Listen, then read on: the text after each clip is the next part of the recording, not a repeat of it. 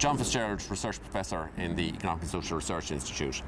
What I was talking about today was the huge importance of the investment in education we've made in the past, in Ireland's economic growth in the past, and there's still a fair amount of dividends to come from that in the future. That if you take my generation in the 60 to 64 age group, relatively few had an opportunity to even get a leaving certificate. Compare that to the younger generation, it's completely different.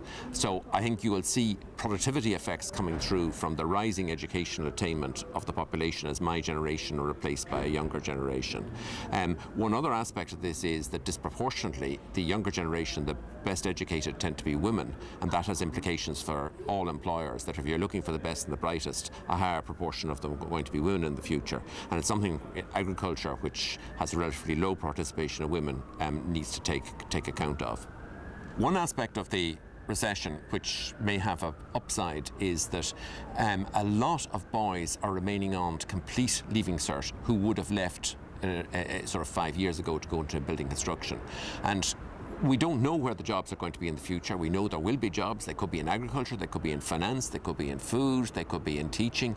And I think a good general level of education is essential for the future. So the fact that so many more boys are remaining on and leaving cert means that in 10, 20 years' time, they will have the flexibility and skills to move sector and actually move with where the jobs are.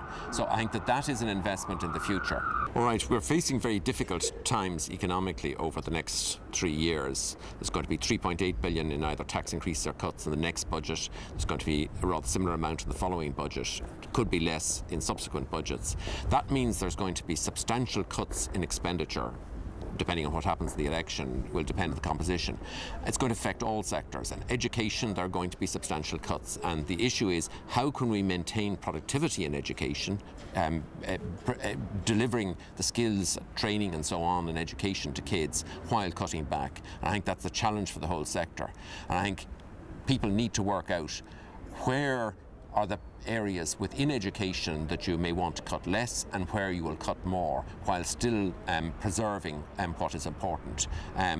There's no point in coming out and saying, oh, I want more money for this or more money for that. It is where the cuts are going to come, and managing that process is going to be important.